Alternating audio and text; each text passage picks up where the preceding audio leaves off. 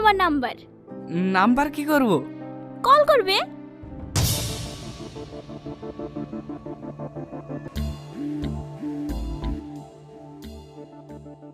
কিছু বলবে সাথী? কাল থেকে তোমাকে আর এই পোশাকটা পরতে হবে না।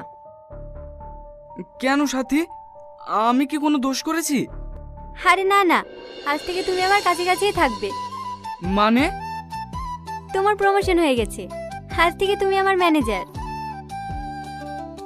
অনেক অনেক ধন্যবাদ সাথী। এই খুশিতে পার্টি দেবে না? হ্যাঁ হ্যাঁ, দেবো তো। তাহলে চলো, আজ বিকেলে আমরা ঘুরতে বেরোই।